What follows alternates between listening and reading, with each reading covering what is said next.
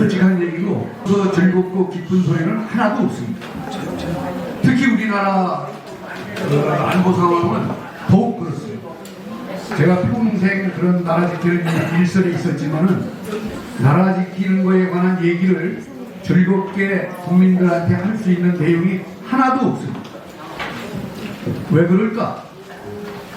이것을 한번 여러분들 오늘 생각을 좀 해보시기 바랍니다.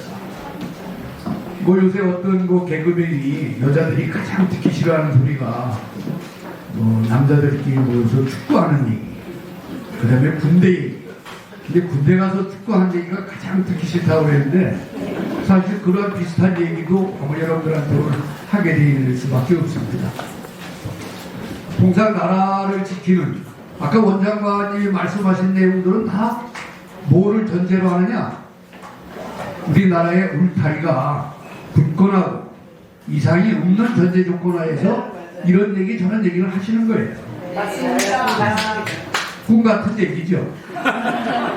근데 여러분들 나라의 울타리에 대해서는 별로 관심을 많이 안 가져요. 저 강건도 남이 해주는 일, 나의 일이 아니고 남의 일, 또 누군가는 내 대신 해줘야 될 일, 그런 일로 착각하는 경향이 많은데 그런 경향이 대한민국 사람들이 불행하게도 제일 많습니다. 그러다 보니까 우리의 안보 상황이 매우 불안하고 걱정스럽고 유쾌하게 제가 일선을 담당했던 사람으로서 좋은 얘기만을 전달할 수 없는 게 굉장히 좀 유감스럽습니다. 유감스러워요. 왜 이렇게 되느냐? 그 원인 중에 가장 큰 게 우리나라의 울타리를 지키는 것을 우리가 하려고 하지 않고 남한테 맡겨왔던 우리 역사가 많습니다. 지금은 누구한테 맡기고 있습니까? 사실은 미국한테 우리가 절대적으로 의존하고 있습니다. 근데 그것을 당연한 걸로 생각하고 있습니다. 거기로부터 많은 문제가 야기되고 있습니다. 그래서 오늘 저는 여기 남북 군사합의, 핵무장, 무인기, 요새 가장 언론에서나 방송에서 또 신문지상에서 뜨거운 요 간단한 세 개의 주제를 여러분들한테 설명을 해드리면서 제가 전하고자 하는 메시지는 우리를 위협하고 있는 북한의 실체가 어떤가? 맨날 거짓말하죠. 뻥치고 위협하고 그런 위협의 실체를 좀 여러분들이 정확하게 이해를 하고 정확하게 이해를 하고 두 번째는 그럼 우리의 실태는 어떤가? 우리의 상황 우리는 어떤 준비를 하고 있고 어느 정도 준비를 하고 있는가? 이런 얘기를 하려다 보니까 참 마음이 아프고 자신이 없고 깊은 소리가 안 돼서 미리 양해 말씀을 좀 드립니다. 사실 제가 우리의 준비 상황에 대해서 말씀드리는 것은 저의 책임이기도 합니다. 제가 그 일선에 있었기 때문에. 그러나 그렇게 되기까지에는 여기 계신 많은 분들, 우리 국민들의 전체적인 책임을 같이 느껴야 되지 않겠나 하는 생각이 있습니다. 그래서 오늘 요 간단한 몇 가지 말씀을 드리면서 많지 않은 시간 보내면서 위협의 실체와 우리는 어떤 실정이 있는가 하는 것을 좀 같이 느꼈으면 가장 감사하겠습니다.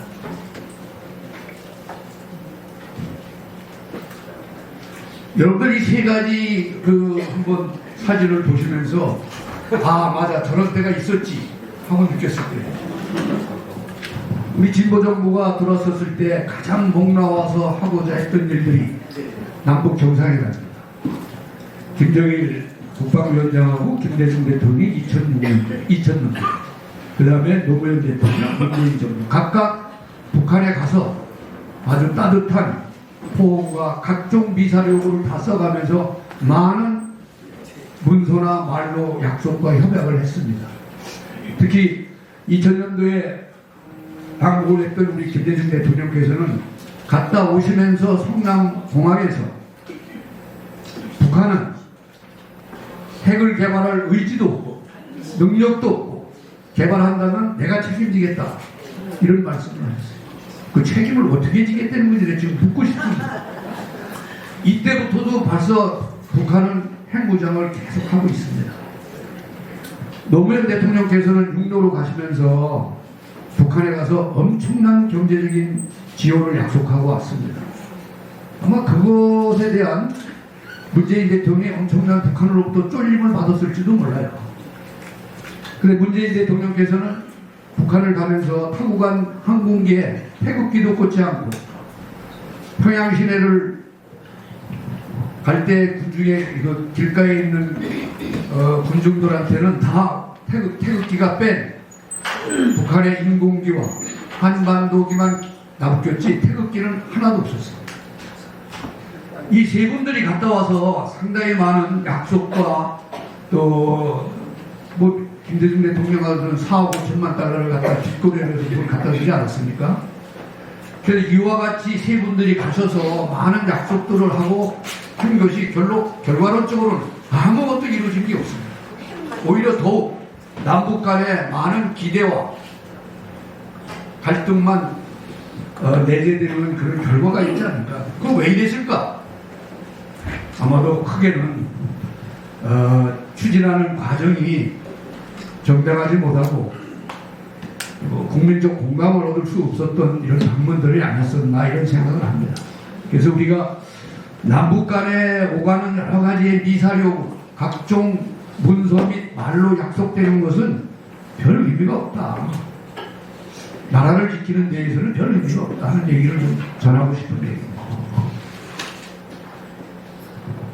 여러분들 최근에 있었던 문재인 대통령이 평양에 갔을 때 김정은 국방위원장과 약속을 한 주요 내용 중에 몇 가지, 이거 발표를 몇 가지 해왔습니다. 한번 보시면은 얼마나 허황되고 현재까지 하나도 이루어지지 않는 것들로만 약속이 되는가를 여러분들이 알 수 있을 거예요. 개성공단 금광산 관광을 정상화하겠다. 이산가족 상설면회소를 개설하겠다. 2032년 하계올림픽 공동 개최하겠다. 금년 내에 동서해안 철도 도로 연결을 착공하겠다. 그 다음에 판문점 선언했을 때에 군사적 긴장 완화를 위한 적대적 행위를 중지하겠다 하는 것에 대한 군사분양 이양해면서 이것이 9.19 군사합의서입니다. 이런 약속을 하고 가셨는데 이 중에서 하나라도 된 게 있습니까? 또 앞으로 될 가능성이 있습니까? 이거의 후속 조치로 한 것이 국방부 장관하고 북한의 인민무력선하고 남북 군사 합의를 했습니다. 이때 주요 골자는 남북 간의 적대 행위를 일치하지 말자. 그 다음에 모든 문제는 평화적으로 해결하자. 이런 약속을 하고서 구체적인 내용들을 한번 몇 가지를 짚어보도록 하겠습니다. 뭐 여러분들이 언론에서도 많이 봤어요. 남북 간의 군사합의 주요 내용을 보시면은 우선 이해하기 쉽게 빨간 글자 속도 설명을 좀 해주세요. 비무장지 내 상호 시범적 지피를 철수하자. 즉 남북 간의 지피 간의 거리가 1km 정도 이내에 들어가는 지피 11개를 철수하자. 그리고 그 중에 하나는 역사자료로 보관하자. 이건 시행을 다 했습니다. 그리고 군인 아저씨들이 그래도 비교적 남북 간에 합의된 것은 비교적 잘 이행을 했습니다. 그 다음에 시범적으로 남북 공동 유해 발굴하자. 철원 축선에서 같이 함께해서 유해 발굴을 해서 각각 후속 조치를 했습니다. 그 다음에 판문점 JSAG에 대한 비무장지대 경계병력을 철수해서 판문점을 좀 자유롭게 왕래할 수 있도록 하자. 그 다음에 더 중요한 것은 비무장지대 완충지대를 만드는데 고정이 즉 전투기라든가 이런 것들은 서쪽에는 이쪽 쪽은 고정역은 20km, 이쪽은 약 40km 정도 비행금지구를 설치를 해서 서로 적대행위를 하지 말자. 뭐 이런 것들이 왜 문제가 있는 것은 조금 이따 다시 설명을 드리겠습니다. 그 내용만 설명했습니다. 그 다음에 동해안에는 이게 80km에 대한 완충 해역을 만들어서 그에 서로 전투기라든가 이런 비행기들은 좀 금지하자. 그다음에 더욱 중요한 것은 이쪽 서쪽에 NLL을 근거로 해서 약 135km, 북한 쪽으로는 50km, 남쪽으로는 약 85km 정도를 평화지대로 만들자. 뭐 이런 걸 약속을 했습니다. 근데 이 중에서 비교적 한 2년 내에 다 시행이 된 것이 비무장지대의 지피를 철수하자, 남북 공동 유해 발굴을 하자, 판문점을 비무장지화하자, 이런 것들은 다 2020년도까지 다 완료를 했습니다. 나머지들은 거의 이행된 게 없고 계속적으로 북한이 위반을 하고 있습니다. 그럼 이게 왜 문제가 있는가? 이것을 좀 우리가 자세히 좀 알아보도록 하겠습니다. 우선 이 남북 군사 합의가 약간의 의미가 있습니다. 우발적으로 충동, 환경을 좀 완화하는 이런 효과는 좀 있었습니다. 만약에 지킨다면, 남북 간에 잘 지킨다면 우발적 충동, 환경을 좀 완화할 수 있는데 이것이 남한에서 저를 비롯한 모든 예비역 장군들이 이게 너무나 북한에 일방적으로 양보하고 북한에 유리하게 합의가 됐다. 남한에 불리하다. 이런 총체적 평가를 하고 있습니다. 그 왜 그런가? 그것을 간단히 말씀드린다면 평양이 여기 있습니다. 서울은 여기 있습니다. 모든 문제는 휴전선으로부터 평양과 서울 간의 거리가 현격하게 상대적으로 차이가 난다는 겁니다. 그래서 휴전선과 평양까지의 거리 개념과 휴전선에서 서울까지의 거리 개념을 등가로 판단한 거예요. 그래서 비행 금지 구역도 이짝에서의 5km, 이것은 평양까지의 거리에 비해서 얼마 안 됩니다. 우리는 서울과 휴전선에서 약 40km까지 안 떨어져 있습니다. 그 다음에 모든 훈련장들이 다 여기에 있습니다. 그래서 일단 왜 북한에 유리하냐? 물리적으로 우리가 북한한테 너무 많은 양보를 했어요.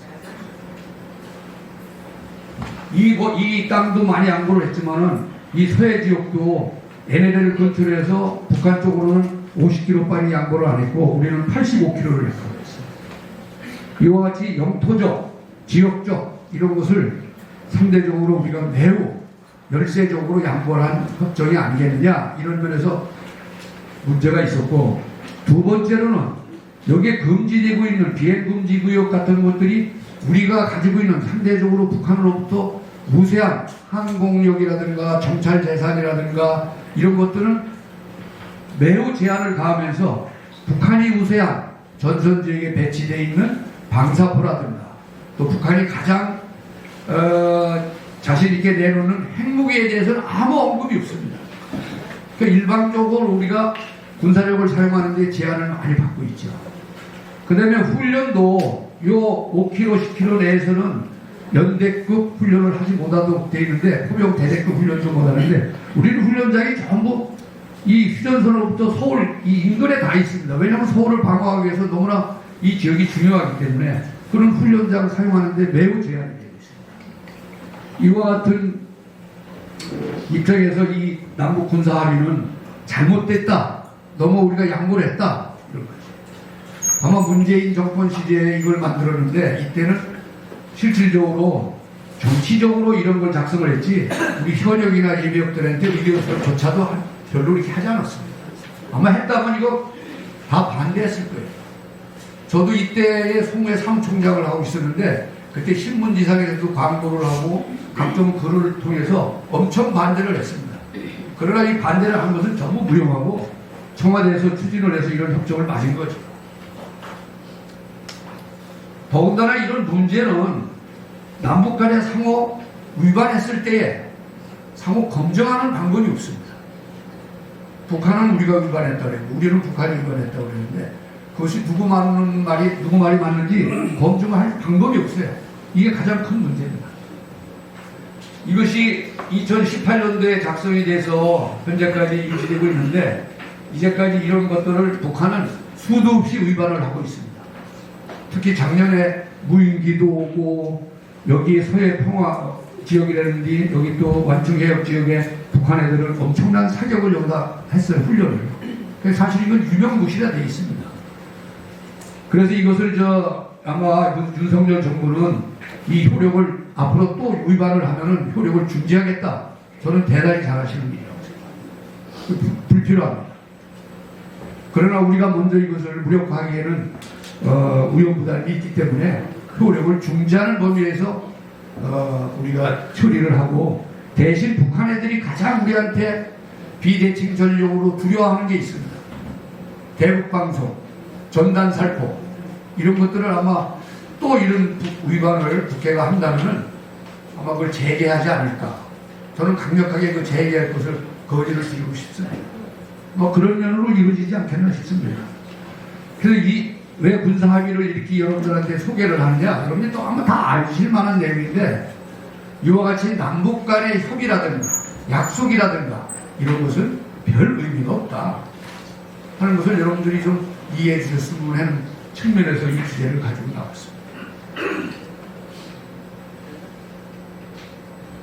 다음은 여러분들 뭐 가장 요새 신문에서도 많이 얘기하고 있고 여러분들도 뒷골이 좀 생각을 하신다면 가슴이 좀 두근두근하고 머리가 아플 것이 북한의 핵 미사일 위협입니다.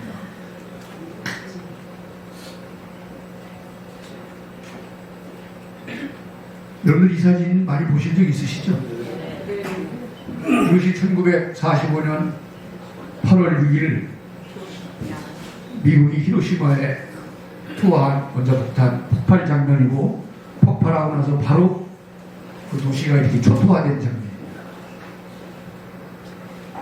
미국이 일본 본토를 상륙하기에는 너무나 많은 큰 희생이 예상돼서 원자폭탄을 투하를 했는데 1945년 8월 6일 아침 08시 15분에 B-29 세대가 사이판섬 밑에 있는 팀이라는 조그만 섬에서 이륙을 했습니다.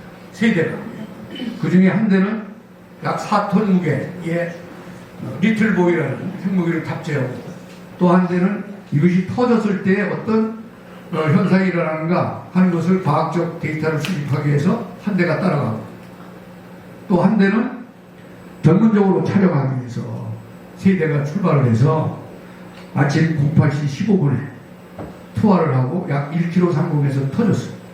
터졌는데 1.6km, 지름 약 한 3.2km의 히로시마 도시가 완전히 초토화가 돼서 그 당시 아마 히로시마에 살던 인구가 34만 명 정도 된다고 그래요.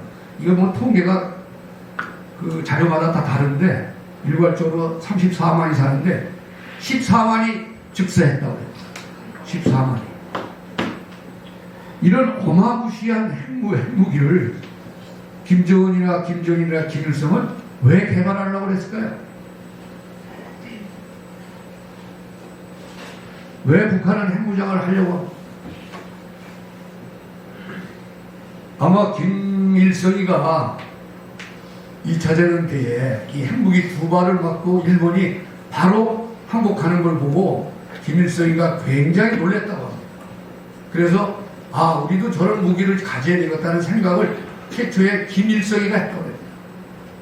또 6.25를 일으키고 나서 혹시나 미국이 6.25 동맹 기간 중에 우리한테 핵무기를 사용하면 어떨까 해서 6.25 내내 엄청 걱정을 했대요. 사실은 메가더 장군이 중공군이 한반도에 출정을 할 때 만주에 핵무기를 쓰자고 여러 번 건의를 했는데 트루만 대통령이 반대를 하고 메가더 장군을 보직 해임을 한 적이 있어요. 그래서 김일성이는 6.25가 끝난 후에 우리도 핵무기를 가져야 되겠다 하는 생각을 가지고 6.25가 끝나자마자 1956년도에 소련과 핵협정을 맺었어요. 그 다음에 6년 후에 영변에다가 핵단지를 건설하고 또 핵을 만들면 그걸 투발하는 미사일을 1970년대 초에 이집트로부터 스쿼드 미사일을 수입을 해가지고 그걸 분해해가지고 역조립을 해서 자체 미사일을 만들기 시작을 했습니다. 이와 같이 북한이 핵무장을 하게 된 이유는 여러 가지가 있는데 그걸 여기 계신 분들한테 좀 이해하기 쉽게 제가 한 서너 가지를 정리를 했습니다. 우선 북한이 현재 인구 한 2,500명에 대비해서 125만의 병력을 유지하고 있습니다. 이 재래식 병력으로는 참 북한의 현 경제 규모로서는 유지하기가 매우 힘든 규모죠. 그 다음에 남한이 이제 경제가 발전됨으로 인해서 남한의 재래식 전력이 규모나 능력면에서 북한을 월등히 능가하고 있습니다. 사실 핵무기만 빼면은 남북한의 게임이 안 됩니다. 그래서 우리가 좀 자신감을 가질 필요가 있습니다. 우리 정치하시는 분들도 자신감을 가지고 북한을 대할 필요가 있습니다. 자꾸 돈 갖다 주고 은밀하게 거래할 게 아니라 당당하게 할 필요가 있네요. 제가 연합사 미국 사람들하고 한 6년을 근무했는데 미국 사람들이 저한테 미국 장관들이 이런 질문을 할 때 제가 제일 당황스럽습니다. 인구도 남한이 2배로 많고 경제 규모도 50배나 크고 왜 북한을 그렇게 두려워하느냐? 왜 북한에 갖다 돈을 갖다 줘가며 거래를 하느냐? 밀거래를 하느냐? 왜 북한 말이라면 쩔쩔매느냐? 참 이런 질문을 하면은 제가 답변을 하기가 참 어렵더라고요. 그분들 설득시키기도 어렵고. 이래서 재래식 전력을 상대적으로 열세한 것을 극복하기 위해서 김일성이가 최초부터 핵무기를 갖고자 노력을 했고, 김정일, 김정은 3대가 내려오면서 핵무기가 매우 고도화되어 있습니다. 그 문제는 조금 이따 다시 설명을 하겠습니다. 그 다음에 아마 두 번째 목적은 북한 사람들은 미국이 없는 남한, 미국이 없는 대한민국은 코끼리 비스켓 먹을 정도로 쉽다라고 생각을 하고 있어요. 왜 그 사람들이 그렇게 생각을 하도록 우리가 만들었는지 이것도 매우 유감스럽습니다. 북한군이 우리 한국군 애들 취급을 해요. 북한이 우리 한국 정부 뭐 삶은 소대가리라는 소리를 들어도 아무 말도 못하는습니다. 왜 이렇게 됐는지 우리 다 같이 공동 책임입니다. 미국만 막는다면은 남한은 언제라도 자기가 먹을 수 있는 쉬운 먹잇감으로 생각을 하고 있습니다. 그래서 미국을 견제하고 미국이 유사시에 우리를 지원할 수 없는 공갈 수단이면서 실질적으로 태평양 지역에 있는 미군 기지를 공격할 수 있는 수단으로 핵무기를 개발하고 미사일을 개발하고 있는 거죠. 그 다음에 이제 뭐 한국 내 불결을 조장하는 거지 뭐. 우리는 북한이 우리한테 공갈을 치면은 우리 정치하는 사람들이나 국가 지도자들은 야 그러면 전쟁하자는 얘기냐? 이런 얘기를 합니다. 뭐 전쟁도 필요하면 해야지. 그러면 전쟁하자는 얘기냐? 이와 같이 니네 겁을 먹고 납작 엎드리니까 북한이 계속 그러는 거예요. 이런 고리를 좀 끊어야 되는데 요새 뭐 윤석열 정부나 윤석열 대통령이 하는 그 말씀의 요지를 보면은 정상화돼가는 것 같습니다. 정상화돼가는 것. 아마 핵무기를 우리한테 핵무기를 가지고 겁박을 하거나 조그마한 소형 핵무기에 여러 가지 종류가 있습니다.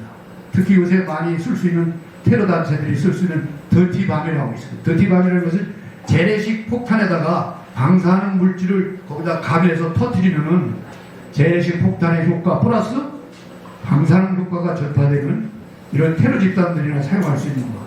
이런 것들을 핵 배낭이라고도 사용하는데 그걸 조그맣게 만들어서 우리 뒤에 짊어지고 있는 배낭 같은 거 짊어왔다가 어디 저 명동이라든가 이런 데 놓고선 슬그머니 가버리고선 나중에 한 10분 후에 터지도록 하는 이런 장치도 있습니다. 이런 것들 아마 어디 한 군데 터지면은 대한민국 국민들이 어떤 반응을 보일까? 또 여기 계신 우리는 어떤 반응을 보일 것이고 우리는 어떻게 해야 되겠는가? 이런 것들이 늘 좀 의문시 되고 있어요.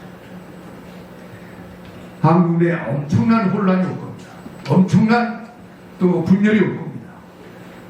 어떤 많은 국민들은 겁을 먹어서라도 야 북한이 원하는 거 들어주자. 전쟁할 수는 없지 않느냐. 들어준다고 해서 전쟁이 막아지지는 않습니다. 여러분들 우크라이나 사태 잘 보고 계시죠? 그 다음에 마지막 네 번째로 제 생각에는 이런 핵무장을 3대에 걸쳐서 개발하고 보유함으로 인해서 자화자찬식, 내부 결속을 또 3대 세습을 위한 당위성 이런 것들을 아마 선전하기 위해서 만드는 거 아닌가. 그래서 이와 같은 것을 총체적으로 본다면 북한의 정권은 한반도를 결론적으로 결국 공산화, 즉 적화 통일을 해야 되겠다 하는 목표는 변한 적도 없고 지금도 그러기 위해서 이런 핵무장을 하고 있는 거 아닌가라고 저는 확신하고 있습니다. 북한에는 여기 뭐 공부 많이 하신 분들은 잘 아시겠지만 북한에는 헌법이 있습니다. 그 헌법보다 더 위에 있는 게 노동당 규약입니다. 우리는 헌법이 지구의 법인데 북한은 안 그렇습니다. 북한의 헌법보다도 더 위에 있는 게 북한의 노동당 규약입니다. 거기 규약에도 한반도를 적화 통일하겠다는 것이 한 번도 변한 적이 없습니다. 지금까지도 마찬가지예요.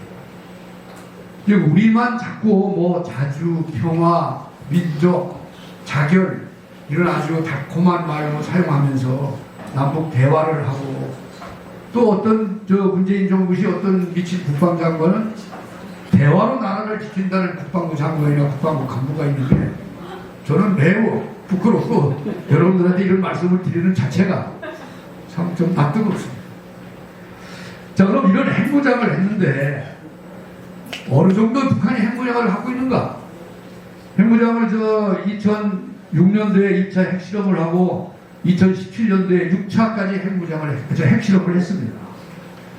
위력도 엄청나게 세졌습니다. 그 다음에 시간 관계에서 제가 자세히 설명을 안 드리겠는데, 그 다음에 얼마 정도 북한의 핵 능력이 향상이 되느냐, 저 밑에 두 줄을 보면은 북한의 고체 연료를 미사일을 개발을 성공했어요. 이제까지 액체 연료를 사용했는데 고체 연료를 사용한다는 것은 준비 시간이 안 걸린다는 얘기예요. 준비 시간이 안 걸린다는 얘기는 우리가 탐지할 그 여력의 시간이 많지 없다는 겁니다. 그 다음에 핵탄두가 소형화, 경량화가 달성됐다는 얘기는 핵탄두를 얼마든지 다양하게 만들어서 빵 찍어내듯이 많이 찍어내가지고 얼마든지 사용할 수 있다는 거예요. 아까 말한 도지반이라든가 또 남한만 위협하는 전술 핵무기라든가 또 태평양 지역을 위협하는 중거리 탄도미사일이라든가 미 본토를 위협할 수 있는 장거리 ICBM을 개발한다든가 이런 것들이 현재 북한은 다 능력을 가지고 있고 거기에 도달했다고 저희들은 평가를 하고 있는 거예요. 이것을 인정하기 어렵고 인정해서는 안 될 내용들이지만 현실. 간단히 한 장 그림으로 북한의 미사일이 미 워싱턴까지 다 도달할 수 있는 그 능력을 가지고 있습니다. 특히 중요한 것은 태평양 지역에 한반도 유사시에 우리를 지원해야 될 미군 기지들도 전부 다 북한의 미사일에 또 핵탄두를 탑재한 미사일에 사정권에 들어가 있죠. 물론 북한 전역도 우리의 사정권에 있고 미국의 고도로 발달된 미사일의 사정권에 있습니다. 북한이 언제 핵무기를 사용하겠다 이것을 작년에 아주 법제화했습니다. 북한에서. 이럴 경우에 핵무기를 사용하겠다. 근데 여기에 끝마무리 보면은 북한에 대한 핵과 대량 살상 공격 또는 임박시 요 각 문구에 다 임박시가 있어요. 여기 임박시 필요시 이 얘기는 뭡니까? 사전에 선제 공격을 하겠다 이거. 이런 징후가 이거 다 시간 관계에서 제가 읽지 않겠는데 여러 가지. 그러니까 일반적으로 북한 정권이 위협하거나 또 전쟁했을 때에 불리했을 경우에는 다 핵무기를 사용하겠다. 이것을 왜 이렇게 법으로 정했을까요? 저는 그렇게 생각합니다. 이거 핵무기 사용하고 나서 어느 특정인이 책임을 지지 않기 위해서 김정은이라든가 몇몇 지휘관들이 책임을 지지 않기 위해서 우리는 법으로 이렇게 돼 있다. 이런 상황이 있기 때문에 우리 썼다. 내 책임이 아니다. 그런 의미에서 아마 이런 법을 만들지 않았는가. 이것이 작년 9월 8일 날 만들었습니다. 우리 국회에 해당되는 최고인민위에서 이거 통과가 됐습니다. 이 내용을 가만히 따져보면은 북한은 자기들이 핵무장 국가로서의 세계적으로의 공표를 한 겁니다. 그리고 언제든지 선제적으로 마음 내켰을 때 쓰겠다. 최종 결정권자는 국방위원장 김정은한테 가 있다고 법에서 명시하고 있습니다.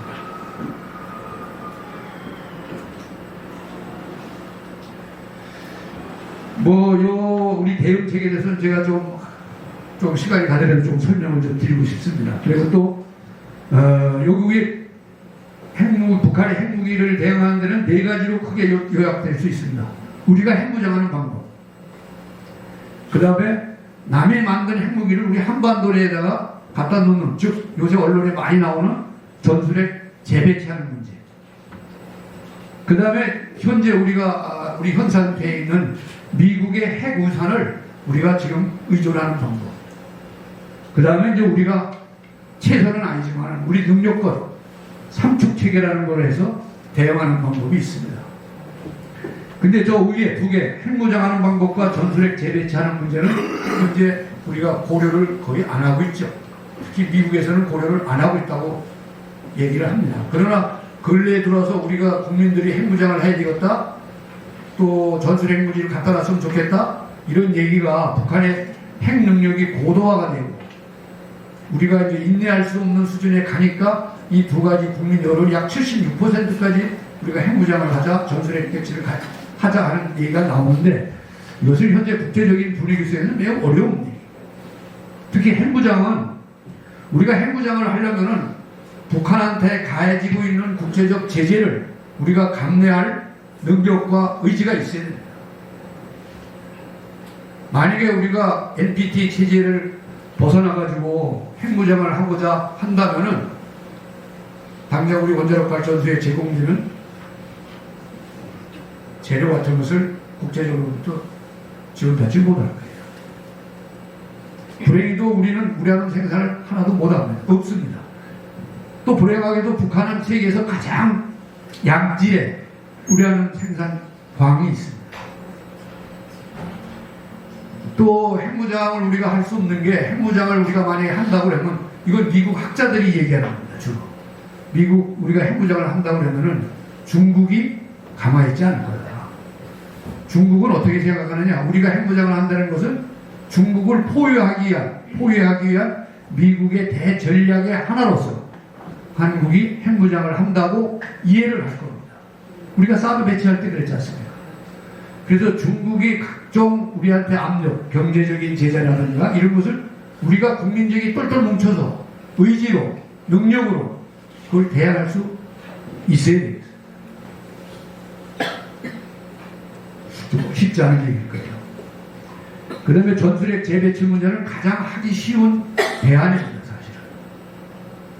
옛날에 우리가 1991년도까지 한반도에 주한미군의 핵무기들이 많이 갖다 놨었습니다. 전술핵 무기를. 근데 1991년도에 핵무기를 미국 정책에 의해서 다 빼가고 1992년도에 남북한 비핵화 선언을 했는데, 비핵화 선언을 할 그 당시 이전부터 그 당시까지 북한은 핵무기를 지금까지 개발하고 있는 거죠. 그러니까 제가 계속 말씀드리는 이유가, 북한하고는 말로서나 각종 조약이나 협약이나 문서나 이런 게 전부 무의미합니다. 그 무의미하도록 우리 그동안 역대 정부가 그렇게 만들었습니다. 어겨도 아무 말 안 하고, 어겨도 제재 안 하고, 위반해도 돈 갖다 주고. 그래서 전술핵 재배치는 어떻게 할 거냐면은, 일단은 한반도 지역이나 인근 지역에다가 미국이 핵무기를 갖다 놓고 그것을 사용하는 계획을 하고 훈련을 하고 관리를 하고 하는 것을 한국이 참여를 해서 같이 하자. 그래야 우리 국민들이 좀 안심이 보이겠다. 저는 이걸 강력히 주장을 하는데, 이것도 우리가 핵무장하는 것과 똑같이 미국이라든가 NPT 체제에서는 잘 선뜻 받아들이지 않죠. 한국이 핵무기에 대한 얘기를 하면 세계는 남한을 의심을 합니다. 왜 의심을 하느냐? 우리가 전력이 있습니다. 1971년도 박정희 대통령 할 때 청와대에다가 경제이 수석 비서관실을 만들어가지고 미국 핵무기를 개발하려고 연구를 했었습니다. 그랬다가 1974년도에 미국한테 발각이 돼가지고 중지를 했죠. 근데 또 공교롭게도 한 2000년도에 우리 원자력 연구원에서, 우리 원자력 연구원에 그거 했던 분도 오셨는데, 원자력 연구원에서 0.2g의 농축 우라늄을 추출한 적이 있어요. 왜 추출했는지는 잘 알지 못하겠어요. 실수로 했는지 의도적으로 했는지. 근데 그것이 2004년도에 IAEA 걸렸습니다. 그래가지고 사실 그 추출하려면 사전에 신고를 하고 추출을 해야 되는데 사후 신고를 할 수밖에 없는 거예요. 그래서 아마 미국을 포함한 국제사회는 우리가 핵무기 얘기를 하면은 좀 의심하는 눈치를 보고 굉장히 통제가 심합니다. 제가 한국원자력연구원에 가서 자문연구원을 1년 했는데, 그 연구원들이 IAEA에서 사찰 온다라고 다 절절절절 떠들고 있어요. 그 다음에 이제 미국 핵무산을 현재와 같이 의존하는 수밖에 없는 겁니다. 이것을 군사용어로는 확장 억제 전력이라고 했는데, 미국이 한국한테 이런 약속을 하는 거예요.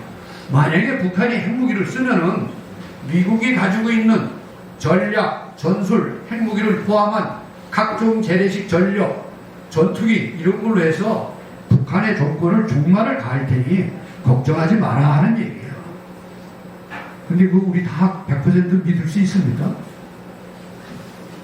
불란서가 핵무기를 개발했던 주요 요인이 그때 드골 대통령께서 파리에 소련이 핵무기를 떨어뜨렸을 때 미국이 소련을 응징을 하겠느냐, 뉴욕을 양보하면서 그렇지 않을 것이다 해서 독자적으로 드골 대통령이 불란서 핵무장을 시도를 했습니다. 좀 불란서도 한 200~300개의 핵무기를 가지고 있습니다. 근데 미국의 핵우산을 우리가 자꾸 의심하고 뭐 하면은 미국 사람들은 그러더라고요. 만약에 한국이 핵무장을 해서 주한미군이 핵무장을 하면은 주한미군이 왜 필요하냐? 주한미군 철수해야 될 거다. 그 다음에 네가 미국을 그렇게 못 믿으면은 어떻게 하느냐? 미국에 28,000여 명이 한국에 주둔하고 있고 수십만의 미국 사람들이 한반도에 있는데 북한이 핵무기를 쓰면은 미국이 가만히 있겠느냐? 그러니까 우리를 믿어달라 하면서 우리를 달래는 논리예요. 뭐 그것도 그럴 수도 있죠. 그 다음에 이제 마지막으로 이제 우리 자체적으로 한국 삼축체계라고 해가지고 한 5, 6년 전서부터 우리 자체 능력으로 하고자 하는 겁니다. 이거는 사실 최선의 능력은 아니에요. 최선의 방책은 아닙니다. 이론상으로는 아주 그럴듯하고 시행 가능성이 있는데 제가 참 아까 기쁘고 즐거운 얘기를 드릴 수 없다는 게 이런 얘기입니다. 삼축체계가 뭐예요? 한국 삼축체계 우리 이춘호 여사님이 질문할 것 같아서 비디오 가져왔습니다. 한국형 삼축체계 아마 여러분들 언론에서 굉장히 많이 나지만 이거 자세하게 아시는 분들이 많지 않더라고요. 킬체인, 북한이 핵무기를 쏠라는 징후가 보이고 그러면은 우리가 먼저 때려 부시겠다. 참 이게 말은 쉬운데 어려운 얘기입니다. 그 다음에 두 번째로는 만약에 북한이 쐈다 쏘면은 날라오는 북한의 미사일을 우리 대공 미사일로 떨어뜨리겠다. 이것도 참 어려운 얘기입니다. 그 다음에 마지막으로죠. 북한이 쏘면은 우리가 가지고 있는 모든 역량을 그냥 북한에다 쏟아붓겠다. 이것이 대량 응징 보복입니다. 제가 아까 원희룡 장관님은 참 꿈같은 좋은 말씀들을 드리고 여러분들 박수 많이 치고 파이팅 하는데 박수 한번 치죠. 저는 박수 받을 자격이 없습니다. 이거에 대해서 좀 간단하게 내가 설명을 드릴 텐데 사실은 이게 현실적으로는 거의 현 단계에서는 불가능합니다. 이게 앞으로 많은 시간과 노력과 훈련과 엄청난 예산을 들여야만이 그나마 어느 정도 가능한 얘기입니다. 지금 이 시기에는 매우 어려워요. 그래서 제가 우울한 얘기를 드릴 수밖에 없다고 합니다. 그 책임은 누구한테 있느냐? 1차적으로 군인들한테 있겠지만 우리 국민 전체가 지금 있습니다. 자, 킬체인. 킬체인은 북한이 전 지역을 우리가 위성으로나 각종 레이더나 이렇게 보고 있다가 저 쏠 징후가 있다. 아까 징후가 굉장히 짧다고 고체율들은 짧다고 얘기했죠.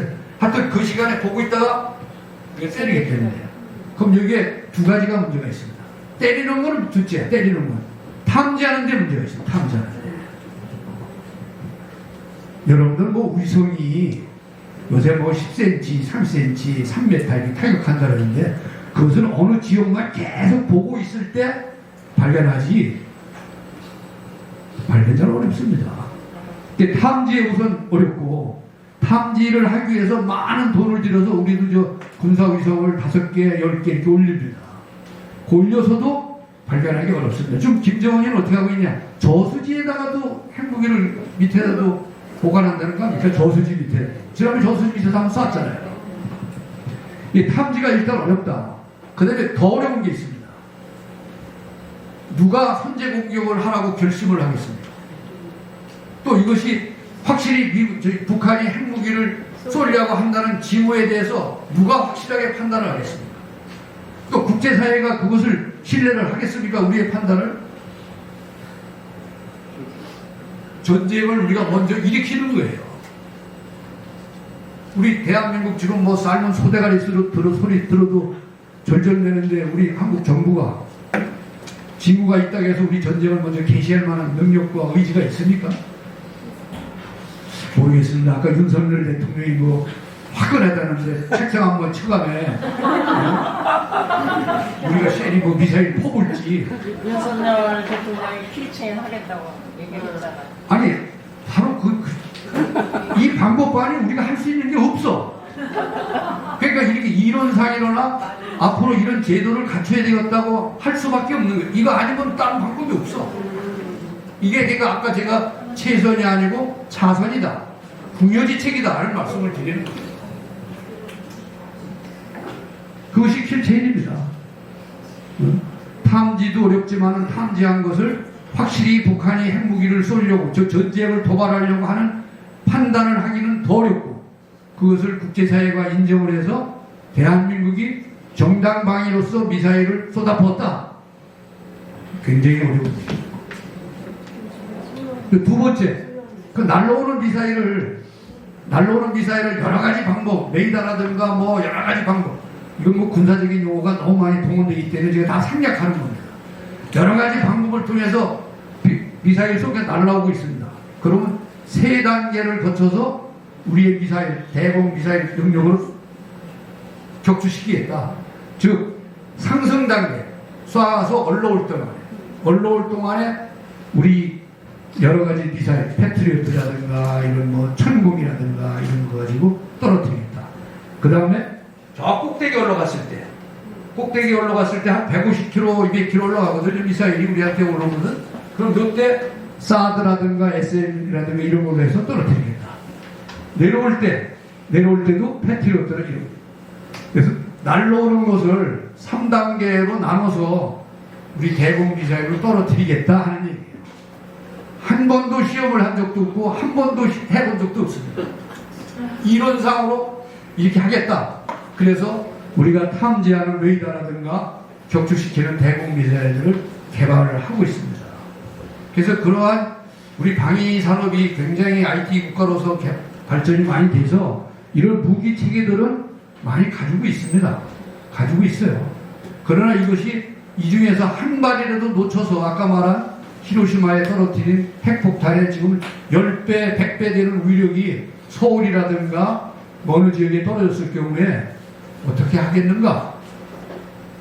이런 것들이 굉장히 가슴 아픈 얘기고 자신할 수 없는 얘기고, 이런 것도 아까 저 원장관님이 얘기한 뭐 도시 고도화 뭐 하는 아주 핵꿈 같은 얘기 중에 하나입니다. 우리 군에서. 저도 자 이걸 제가 PPT 만드는 것을 그동안 안 썼다니 다 잊어버렸다가 이거 PPT를 만들면서 다시 기억을 살려서 이거 다 만들어 보니까 야, 자 이런 말씀을 우리 국민들한테 내가 예비역으로서 자신있게 걱정하지 마십시오. 이렇게 하면 이깁니다. 안전합니다. 이런 말씀을 못 드리고 드릴 수 없는 게 내가 이 강단에 서야 되나 이런 회의를 많이 가졌었습니다. 사실.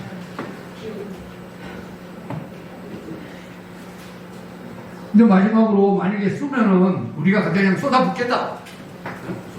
이거와 맞긴 맞았어. 근데 맞고 나머지 이제 우리가 가지고 있는 몇 가지의 우리가 가지고 있는 손에 든 무기, 파괴되지 않은 무기, 이런 것들을 다 쏟아붓겠다는 거예요.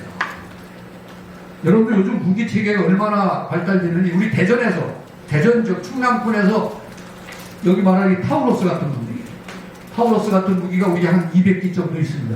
이건 어디째냐면 독일하고 스웨덴하고 공동 개발한 건데, 북한이 핵실험을 막 하니까 우리도 부랴부랴 허겁지겁 도입을 해서 북한한테 우리도 공갈치기 위해서 타우로스라는 것을 도입했는데, 저것은 충청도 쪽에서 쏘면은 평양에 김정은 집무실 창가까지도 정확하게 맞출 수 있는 능력이 있습니다. 근데 창가는 맞춰도 지하에 들어가 있는 그 김정은이는 살아남을 거예요. 그래서 또 도입한 게 벙커버스터라는 콘크리트 약 60m, 뭐 이런 것을 까부실 수 있는 벙커버스터 폭탄을 우리도 개발하고 미국도 개발해서 한반도에 갖다 놨습니다. 근데 유감스럽게도 김정은이는 우리말로 하면 별장이 수십 군데가 있어요. 전부 지하로 돼. 그래서 여하튼 북한이 핵무기를 쏘면은 우리가 살아남은 우리는 이런 보복을 하겠다. 너 쏘기만 해라. 너 죽고 나 죽자 하는 건데 그것을 뭘 전제로 합니까? 의지. 우리가 그런 의지가 있어요. 우크라이나가 그런 의지가 없는 걸로 국제사회가 판단했다가 뚜껑을 열어보니까 그렇게 싸우고자 하는 의지가 저렇게 충실한지를 몰랐죠. 그 젤렌스키도 뭐 코미디 출신이라는 거 아닙니까? 다 자유소방국에서 이민을 하고 도망을 하고 했는데도 뭔 소리요? 싸워보겠어 해가지고 저렇게 잘 싸워졌습니다. 첫째는 의지입니다. 이게 저 마지막 이것도 또 참 이론상으로 그래요. 이걸 저 레프트 오브 런치라는 건데 발사전 좌측. 발사전 좌측이라는 게 무슨 뜻이에요? 발사전 좌측이라는 게 이거 굉장히 최근에 나온 용어들입니다. 레프트 오브 런치가 발사전 좌측, 발사 준비, 발사 날라가 쏜다 이런 절차로 보면은 발사 전에 북한의 핵무기를 무력화해야 되겠다. 어떻게? 사이버전이나 전자전을 통해서. 이게 가장 참 값싸고 용이한 건데 이걸 또 시험을 해본 적이 없습니다. 세계 어느 곳에서는 거예요. 그래서 이거에 대해서 우리가 아까는 3축 체계인데 이거를 더해서 4축 체계로서 우리 국방을 좀 발전하고 있습니다. 문제는 여기 계신 분들이 싸우겠다는 의지만 있으면 대한민국을 지켜낼 수 있습니다. 아니, 제가 시간을 자꾸 보고 우리 서 회장님이 시계를 자꾸 봐가지고 그냥 대충 좀 넘어가야 되겠습니다. 여러분들 무인기 요새 뭐 갑자기 난리죠? 네. 사실이 갑자기 일어날 문제가 아니에요. 여러분들 이 무인기는 지금 뭐 중고등학생들 놀이기구들 하는 거기서부터 뭐 엄청난 저 테러 집단들을 뭐 쪽제시킬 수 있고 타격하는 이런 데까지 개발해서 이 무기는 뭐 농약 살포 무슨 사진 촬영 뭐 농지 정리 뭐 엄청나게 많이 사용을 하고 있습니다. 근데 무인기는 군사적으로는 딱 세 가지 지금 사용하고 있습니다. 탐지 정찰, 공격 무기, 그 다음에 엔티 드론이라고 해서 전파 교란 이 세 가지로만 운영하고 있는데 제가 5분 내에 이걸 간단히 소개만 하고서 끝내. 무인기 역사는 이게 굉장히 깁니다. 우리는 아마 김정은이가 그런 거를 의도하고 있는지도 모르겠어요. 우리는 뭐만 일어나면 냄비 끓듯이 엄청난 돈을 쏟아붓고 엄청난 노력을 가해요. 또 입장에서 한번 치면 또 그거 막느냐고 난리예요. 이 무인기 여러분도 걱정하실 필요 없습니다. 사실은. 아마 북한이 우리의 자원을 낭비시키고 국민을 혼란을 시키고 내부 분열하기 위해서 무인기를 자꾸 내려보낼 거예요. 쟤들이 무인기를 내려보내면 우리도 무인기를 올려보내면 돼요. 지난번 윤석열 정부 들어서 우리 송골매라는 이따 계시면 송골매라는 무인기를 올려보냈지 않습니까? 그렇게 하는 거예요. 적의 공격무기를 우리가 100% 방어하려면 10배, 100배의 노력과 예산이 요구됩니다. 그래, 너 넘어왔어? 그럼 우리도 넘기겠어. 너 쏘았어? 우리도 쏘겠어. 우리의 무기체계가 훨씬 더 좋습니다. 원래 이 무인기는 사실은 1차 대전 때부터 무인기가 등장했습니다. 1차 대전 때는 그냥 직진 비행을 해서 포탄을 달고 갔다가 비행기가 열로 떨어지거나 어디까지 가면 그냥 떨어뜨리는 이런 지로부터 나왔고, 그러고 나서 이제 1930년도에는 공군 조종사들이 대공 훈련할 때 비행 공중에서 격추 훈련을 할 때 그 표적기로 사용을 했고, 2차 대전 때는 독일이 여기에서 엄청난 투자를 해서 V1, V2, V3 이런 런던을 공격하기 위한 무인 비행기를 개발했는데 1950년도에는 뭐 민간용이나 군사용들이 나와서 무인기가 우리 생활에 굉장히 많이 활용을 되고 있죠. 한국도 일찌감치 1970년도부터 벌써 무인기에 투자를 해서 개발을 하고 있습니다. 우리도 무인기가 2000년도부터 전반에 배치되어 있습니다. 우리가 배치된 무인기는 북한의 무인기보다 훨씬 더 좋습니다. 그럼 왜 무인기가 이렇게 다양하게 사용되느냐? 우선 사람 피해가 없지 않습니까? 조종사가 없으니까. 두 번째는 가성비가 좋습니다. 아주 싸게 만들 수 있습니다. 대량으로 만들 수 있습니다. 그래서 많이 만들고, 그 다음에 탐지가 곤란합니다. 왜 탐지가 곤란하냐? 우선 작아. 무인기가 요만한 것부터 있습니다. 무인기가 요만한 것부터 없죠. 작아. 그 다음에 재질이 플라스틱적으로도 만들 수 있기 때문에 레이더의 탐지가 안 돼. 그 다음에 이건 저공 비행을 하기 때문에 또 공중에서나 레이더의 탐지가 안 돼. 그래서 아마 무인기가 굉장히 많이 쓰고 있고, 이제 앞으로 무인기의 발전의 추세는 스텔스 무인기, 레이더라든가 눈에 잘 보이지 않는 스텔스 무인기로 가고 있는데, 미국은 벌써부터 공군 조종사들을 양성하는 비율만큼 무인기 조종사들을 양성하고 있습니다. 그러니까 뭐 F-22 비행기나 F-35 이런 스텔스 비행기들도 조종사가 타는 게 아니라 무인기로 하겠다. 굉장히 발전이 많이 돼 있고, 하나의 취약한 것은 무인기를 조종하려면 뭘로 조종해야 됩니까? 먼 거리에서 전파로 조종하지 않습니까? 그 역으로 생각하면은 전자전에 굉장히 취약하다. 우리 우측에 있는 이게 북한에서 주력을 이루고 있는 방현이라는 무인기고, 밑에 게 우리 군단급에 배치되어 있는 송골매라는 무인기입니다.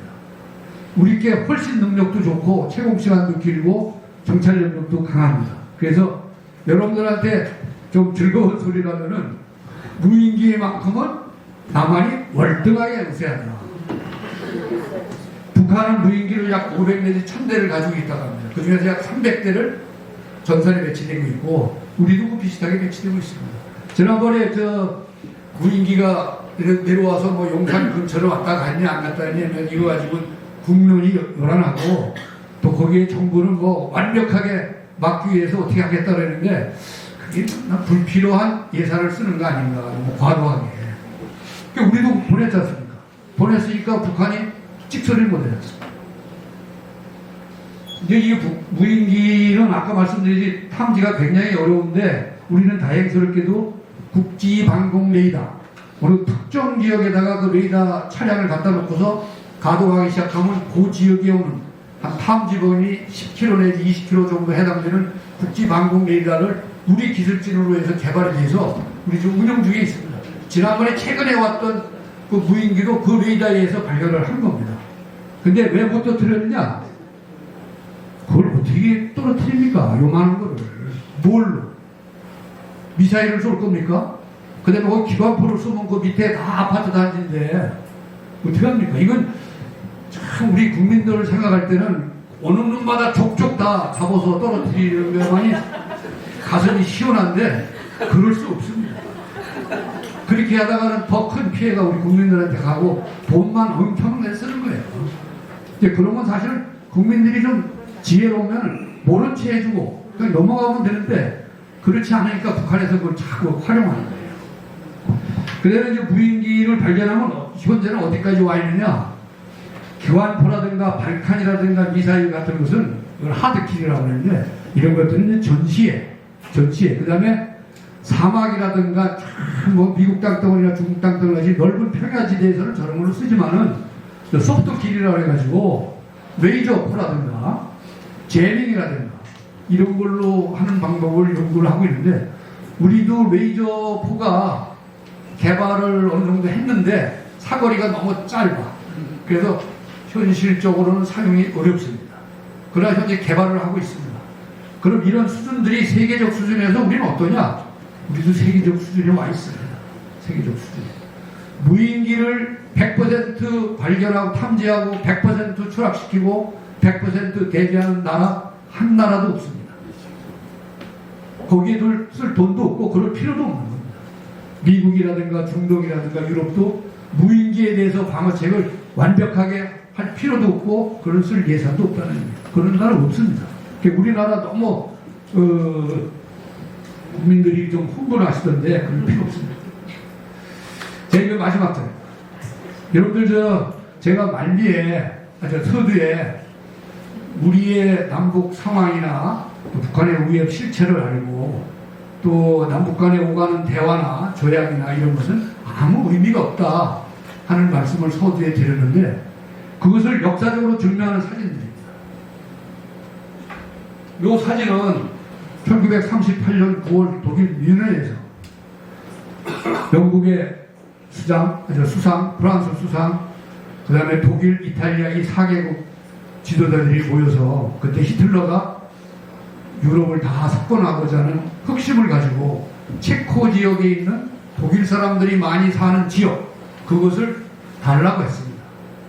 그랬더니 처음에는 안 된다고 했다가 이렇게 넷이 4개국 정상들이 모여서 그래, 야 히틀러야, 너 체코에 있는 그 지역을 너 줄 테니까 전쟁은 일으키지 마라 하고 협정 맺은 게 뮌헨 협정이에요. 뮌헨 협정. 그래가지고 영국 수상인 챔벌리니가 런던 공항에 도착하자마자 우리 김대중 대통령께서 말씀하신 북한은 핵을 개발할 의지와 능력도 없다, 내가 책임지겠다 한 유사한 용어로 챔벌린 영국 수상이 런던 공항에서 뭐라고 했느냐, 내가 이 시대의 평화를 만들어서 갖고 왔다, 전쟁 걱정할 필요 없다. 그래가지고 런던이 박수치고 난리 나고 야 뒤집어졌었어요. 근데 딱 6개월 후에 체코에 일부를 준다고 그랬는데 체코를 다 그냥 병합하고 있다고. 그 다음에 다시 5개월 후에 폴란드를 침공함으로 인해서 이러한 이 체제들이 발발이 됐습니다. 아무 쓸데없는 거예요. 국가 대 국가 간에는 약속이나 조약이나 이런 거 그런 필요 없습니다. 자각 능력, 우리의 능력, 우리의 의지, 이게 제일 중요하죠. 그 다음 밑에 사진은 뭡니까? 아마 이건 뭐 여기 계신 분들도 많이 기억하시는 분들이 있을 거예요. 한 10여 년 동안 월남전에서 미국이 엄청난 인력과 화력을 쏟아본 월남전 있지 않습니까? 그것을 1973년 파리에서 남베트남, 북베트남, 베트콩, 미국의 키신저 이렇게 네 사람들이 모여서 평화협정을 맺었죠. 그 평화협정이라는 게 주 내용은 미군은 바로 즉각 베트남부터 떠난다. 근데 남베트남, 북베트남 늘 평화롭게 잘 살아라. 뭐 이런 협정을 맺었어요. 맺고 나서 딱 2년 후에 베트남이 공산화가 돼서 이런 치욕적인 운명에 처했죠. 근데 많은 분들도 이렇게 생각을 해요. 지금 베트남 가보니까 살기 좋더라. 그 살기 좋은 베트남이 되기 위해서 얼마나 많은 희생이 있는가는 다 잊어버렸어. 그래서 어떤 데 가보면은 베트남 지금 잘 살고 있잖아요. 우리 여행도 자주 하고. 안 그렇습니다. 베트남 속으로 알아보면 베트남은 지금도 공산주의 국가입니다. 이와 같이 되어 있습니다. 요새 가장 흔한 얘기로 자유에는 공짜가 없다. 자유 공짜 없습니다. 우리가 지금 누리고 있는 자유, 많은 우리 조상님들, 선배님들이 참 이골짝 저골짝 또 이거리 저거리에서 피 흘리고 엄청난 고통 속에서 얻어낸 자유입니다. 그 다음에 또 그 흔한 말 있지 않습니까? 평화를 원하거든 전쟁을 준비하라. 그 전쟁을 준비하는데 세금만 내면 됩니까? 이 나라 지키는 얘기를 할 경우에 가장 참 힘든 게 내일로 생각 안 하는 거예요. 내일로. 여러분들 아마 아파트 문 고장이 나고 단독주택 울타리가 고장이 나면은 뭐 엄청난 희생을 돈을 투자해도 즉각 고치시죠. 나라 울타리가 고장난 것은 남이 해주는 일로 알고 다 피부해야 합니다. 그래서 앞으로의 현대전, 남북 간의 전쟁이 벌어진다면 첫째, 어느 쪽이 가장 싸우고자 하는 의지가 강한가? 그 의지는 어디로부터 나오는가? 국가의 정체성에 대한 이해로부터 나옵니다. 이 의지라는 것은 지속적이어야 돼요.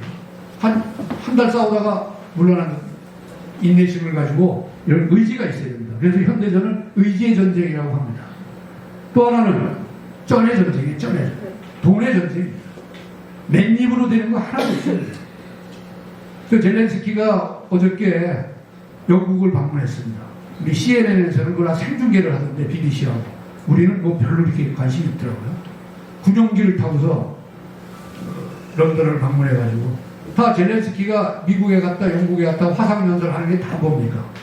국제적인 지원, 즉 돈과 무기를 달라는 거예요. 그래서 여기 계신 여러분들이 뭐 점심 먹고 보시는 거 뭐 보시는 분들 들어보니까 좋으시는 분도 별로 없고 그리고 다 도망간 분도 별로 없고 대단히 감사합니다.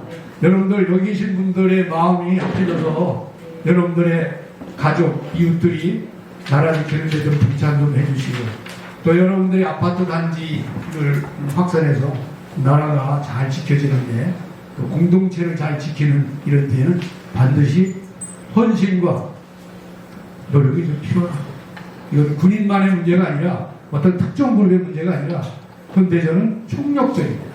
그래서 여러분들 그런 좀 헌신을 해주시고 끝까지 들어주셔서 감사합니다. 혹시 뭐 질문 있으신가요? 멋진 강의였습니다. 네, 질문을 한 두 분만 받고요. 질문할 때 질문을 좀 짧고. 안녕하십니까. 저는 영지대학교에 지금 재학 중이고 예비역 하사인 장재식이라고 합니다. 아, 현역 갔다 왔어? 아, 우리 이거 현역 갔다 오면 박수 한번 하겠습니다. 제가 질문드리고 싶은 것은 저도 이제 비록 어린 나이지만 안보에 대한 인식이 굉장히 중요하다는 것을 인지하고 있습니다. 근데 이 안보를 위해서는 이 예비군 전력이 굉장히 중요하다고 생각을 하는데 지금 현재 대한민국에 최소 500만 이상의 예비군 전력이 있는 것으로 제가 인지하고 있습니다. 그런데 예비군 훈련을 갔다 와보면 이게 훈련인지 아니면 훈련을 빙자한 교육인지 아니면 교육을 빙자한 시간 때우기인지가 굉장히 많이 헷갈리는 부분이 있는 것이 좀 슬픈 현실이라고 생각을 합니다. 근데 이것이 비단 올해나 작년만의 문제가 아니라 지금까지 누누이 언급되었던 문제인데 이것을 왜 우리 군과 우리 정부는 고치지 못하고 있는가에 대한 장군님의 생각을 듣고 싶습니다. 아니, 정말 중요한 말씀을 하셨어요. 아주 대단히 중요한 거예요. 제가 참고로 말씀드리면은 제가 사단장을 할 때 노무현 대통령 시절인데 어저께 윤석열 대통령이 주관한 통합합의 중화회의라고 있지 않습니까? 그것이 1월 22일 김신조가 침투한 거에 대비해서 예비군이 창설된 걸 기념하기 위해서 그 회의가 최초에 시작이 됐어요. 그 자리에 그 회의가 대통령 주관해서 전 지자체, 전 국무위원, 군단장급 이상 전 요원들, 뭐 대한민국에서 아마 가장 큰 회의일 거예요. 그 회의가 예비군들 위주로 관심을 갖는 회의에 그 자리에 제가 지금 질문하신 분과 같이 똑같은 얘기를 제가 노무현 대통령한테 했어요. 제가 육군의 대표로 예비군의 실태가 이러저러저러 해서 한마디로 해서 개판이다. 또 여기 지자체장들 다 오셨는데 지자체에서 예비군들 훈련장 하나도 안 만들어준다. 또 지자체에서 책임지는 게 예비군들 그 훈련비를 지자체에서 지원하게 되는데 그것도 법적으로 안 돼서 엉망이다. 이 얘기를 노무현 대통령한테 제가 직접 그 회의 면설에서 했는데 그 예비 지금도 아마 현역 갔다 와가지고 예비군들 훈련하는 꼬라지를 보고 좀 흥분해서 말씀하셨는데 맞습니다. 우리 예비군 훈련을 하는가 보면 저 같은 분도 열불이 나. 뭐 이거 참 근데 그 원인이 군부대에 있다고 저는 생각하지 않습니다. 이 사회 풍조가 거리 가버렸어요. 그 예비군 훈련하러 온 일반 민간인들한테 뭐라고 이렇게 얘기하면은 날 잡아가시고 하고 그냥 머리 뒤밀고. 그래서 이것은 지금 다행스럽게도 통합하면 중앙회의부터 다시 개최하고 그러는 거 보니까 예비군들의 즉 국민들의 관심과 의식 수준이 좀 긍정적으로 바뀌기를 기대하면서 예비군 훈련에 대해서 관심을 많이 갖고 있습니다. 국방부가. 또 어느 정도 갖고 있느냐? 이제 우리 현역들이 지금 우리 60만 군데인데 대한민국 국군 60만이 아닙니다. 현재 40만이에요. 40만.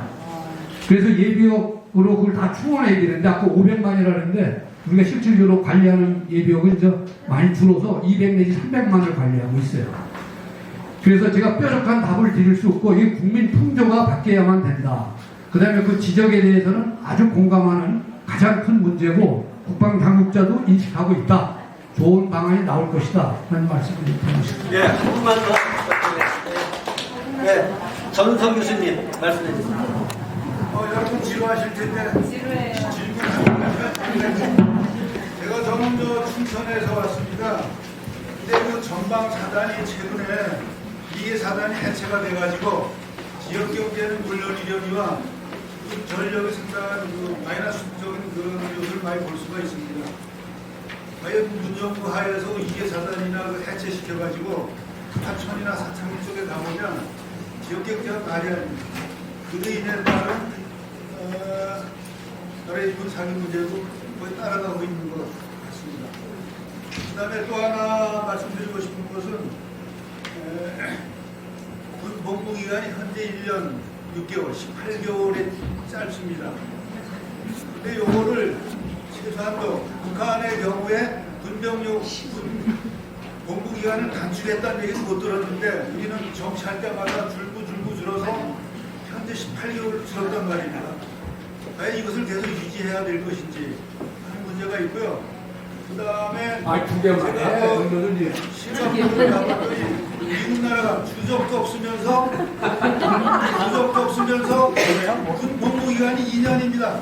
그리고 군 현역을 갔다 오지 않으면 공무원이 될 수가 없는 아주 강력한 규제를 하고 있습니다. 등등 감안했을 때 우리도 정신적 의지 강조해야 되는데 그런 차원에서 여기 나와 계시는 우리 여성분들이 내 아들도 2년 버리겠다 하는 것이 좀 필요하지 않은가 이런 생각을 해봅니다. 저 교수님 앞에 앉아 계신 분들 좀 급해서 이렇게 나가시잖아요. 우리 전 교수님 그것도 아주 우리 국방이 당면하고 있는 가장 중요한 문제인데 첫째, 부대 해체 문제. 이것은 사실은 문재인 정부가 좀 억울합니다. 그건 문재인 정부 때 일어난 게 아니고 박근혜, 이명박 정부를 통해 오면서 우리 인구가 줄어서 어쩔 수 없이 부대를 좀 개수를 줄이는 계획이 있었어요. 쭉 있는데 그 전제 조건이 그걸 줄이면서 더 고도화로 더 좋은 무기 체계로 이렇게 대주면서 부대수를 조정을 했어야 되는데 문재인 정부는 부대수를 줄이는 계획은 쭉 박근혜 이명박 정부를 통하면서 짜여진 계획인데 좋은 무기를 대주는데 문재인 정부가 매우 인색을 했죠. 그래서 그런 문제가 좀 해결이 되지 않겠나 하는 거고 또 복무연한은 아까 여기 원희룡 장관님도 정치인 중에 한 사람인데 정치인들이 표 얻으려고 자꾸 군 복무기간을 줄이지 않습니까? 어쩔 수 없이 줄여요. 우리는 현재 인구가 줄면 줄수록 복무기간을 늘려야 60만이건 50만이건 40만이건 유지되는데 이건 기본 산수인데 정치하는 사람들은 복무를 줄여주면 젊은이들이 표를 찍으니까 지금 18개월로 줄였는데 이게 엄청난 문제가 나오는 게 우선 첫째 숙달된 병력이 될 수가 없어요. 그 다음에 초급 간부를 획득할 수가 없습니다. ROTC 팍 줄어 있습니다. 왜 줄으냐? 봉급도 병장이 200만 원을 준다는데 저 초급장교도 그거 비슷하거든요. 그럼 누가 36개월씩 장교 생활을 초급장교하고 빨리 제대해서 취직해야지. 이것이 지금 소리 없는 엄청난 문제가 있습니다. 그 다음에 세 번째 전투 의지, 싸우는 의지, 그거는 전 교수님이 해병 출신이기 때문에 네. 하여튼 감사합니다. 제가 하나만. 아까 그 GP가 12개 중에서 11개를 줄이고 하나 남겼다 그러는데 제가 DMZ 운동하면서 그게 평화통일이 통일이 되면은 GP를 갖다 전 세계적인 캠핑 장소로 하겠다 하는 그런 걸 저에게 한 적이 있었거든요. 근데 그걸 12개 중에 11개를 다 없앴으면은 그게 우리로 봐서는 굉장히 손해다 이렇게 보는데 저쪽도 좋은 겁니까? GP는 우리는 한 5, 60개 정도가 가지고 있고 쟤들은 GP답지 않은 GP 그냥 울막 같은 거 그냥 한 100여 개 이상 있어요. 그 중에서 11개를 1km 이내에 접근해 있는 서로 충돌 가능성이 있으니까 그 11개를 줄이고 그 중에 하나를 역사적 기념물로 남북한에 각각 하나씩을 좀 보존 관리하고 있습니다. 지금 어디에 남겼어요? 저쪽 동부전선 쪽에 있습니다. 네. 왜냐면 GP, GOP를 내가 많이 가봐서 관심이 있었거든요. 네, GP는 뭐 지금도 잘 운영하고 있습니다. 감사합니다. 아, 예. 장시간 동안 대단히 감사드립니다. 오늘 감사드릴 것은 이 장소와 여러 가지 스텝을 제공해 주신 한국여성단체협의회에 감사드리고요. 오늘 공동으로 개최한 한국여성유권자연맹 여러분들과 우리 DMZ 여러분 대단히 다 감사합니다. 서로 박수로 드리겠습니다. 그리고 우리 마지막으로 우리 DMZ 공동대표님들 나오셔가지고 사진 한번 찍고 마치겠습니다. 하여튼 지금까지 참석해 주신 모든 여러분들한테 감사합니다. 네.